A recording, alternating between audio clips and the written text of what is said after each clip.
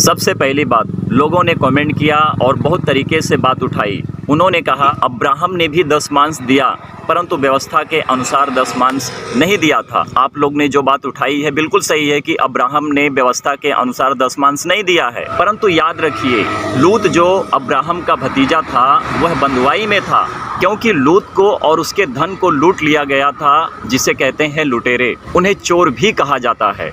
और मेरे स्क्रीन के ऊपर चैप्टर और वचन दोनों रखा है, उसे पढ़ लेना, आपकी आंखें खुल जाएंगी। क्योंकि लूटे हुए धन पर आशीष नहीं बरसती है। और जब यह बात अब्राहम को पता चली तो अब्राहम अपने दासों को लेकर, जिसको कहते हैं सैनिक, वहाँ पर रात में गया। और लूत जो अब्राहम का भतीजा था और लूत को और वहाँ पर जो धन उन्होंने लूटा था उस धन को अब्राहम वापस लेकर आया। और वह महायाजक था जिसके घर पर अब्राहम आया, क्योंकि वह ईश्वर का सम्मान करते थे। और अब्राहम ने 10 मांस जो होता है याजक को दिया और अपने सैनिकों को, जिसको कहते हैं कि अब्राहम के जो दास थे, उन्हें दिया। क्योंकि जो धन अब्राहम ने लेकर आया था वो लुटेरे हों या फिर वहाँ पर जो उस जगह को, उस धन को लूटने की कोशिश कर रहे थे, और उनके हाथ से अब्राहम ने अपने भतीजे लूत को बचाया और वहाँ पर जितने सारे धन थे उन्हें लिया और साथ में लेकर याजक तक पहुँचा। और याजक को 10 मांस के परस पर उसे पूरा धन दिया। और जो कुछ बचा था, जो खाया पिया गया था,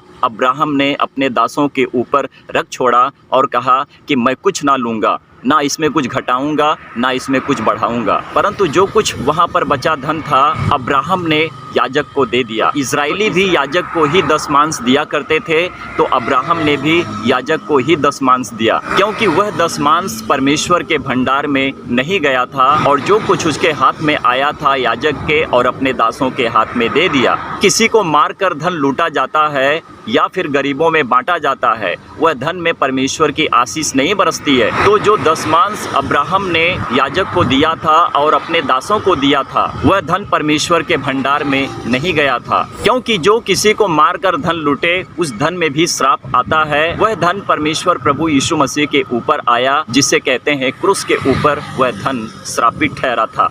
और बहुत से लोग कहते हैं कि अब्राहम को व्यवस्था नहीं मिली थी, परमेश्वर का विधि नियम नहीं मिला था। मैंने चैप्टर और वचन अपने स्क्रीन के ऊपर रखा है, पढ़ लेना, आपकी आंखें खुल जाएंगी। तो जो पुराने नियम में व्यवस्था अब्राहम को मिली, मूसा को मिली, किसी ने भी परमेश्वर के वचन का पालन नहीं किया है। मनुष्य है तो मनुष्य से गलतियां होती हैं, परंतु परमेश्वर यदि मनुष्य होकर आया तो उसने सारी व्यवस्था, सारे 10 मांस का अंत किया। यह बात सत्य है, बाइबल इसकी गवाही देता है। चाहे व्यवस्था के अनुसार 10 मांस दिया गया हो या फिर व्यवस्था से पहले 10 मांस दिया गया हो, हर कामों में मनुष्य की कहीं ना कहीं गलतियां होती हैं और मनुष्य गलत ठहरता है। इसीलिए तो प्रभु यीशु मसीह ने सारी व्यवस्था 10 मांस का नए नियम में क्रूस के ऊपर पूरा कर दिया है। तो अब्राहम ने भी व्यवस्था का पालन किया है, परमेश्वर की विधि नियम और आज्ञा का पालन किया है, परंतु पूरा नहीं हुआ है।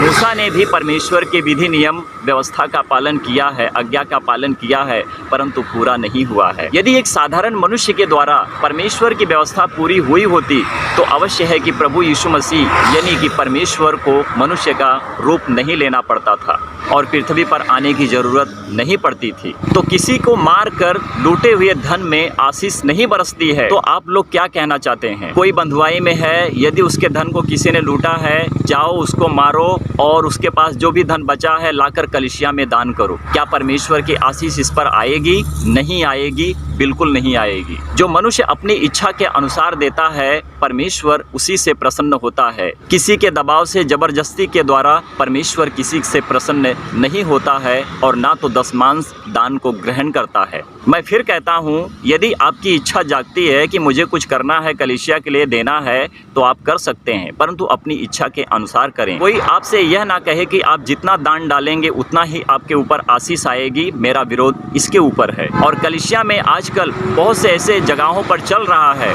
बहुत से भाई बहन मुझे फ़ोन करते हैं, कहते हैं कि प्रार्थना करने के लिए 25,000 मांगते हैं, 10,000 मांगते हैं, 5,000 मांगते हैं। ये कहाँ तक सही है? यह सरासर गलत है, बिल्कुल गलत है। अपने आप को बदलो, परमेश्वर को जानो, परखो और अपनी इच्छा के अनुसार जो देना है कलीसिया के लिए करो और दो। इससे मेरा कोई विरोध नहीं है, परंतु कोई आपको उल्लू बनाए, पाठ पढ़ाए कि नहीं आप जितना 10 मांस डालोगे परमेश्वर उतनी ही आशीष देगा, अवश्य है कि ये सरासर गलत है, बाइबल के खिलाफ है, मैं इसे कभी नहीं मानता और ना तो परमेश्वर का वचन इस बात को गवाही देता है। सही बनो, सत्य पर चलो और सही रीति से काम करो और परमेश्वर की आशीष के द्वारा फूलो फलो और परमेश्वर के राज्य में प्रवेश करो। परमेश्वर की महिमा हो। आमीन।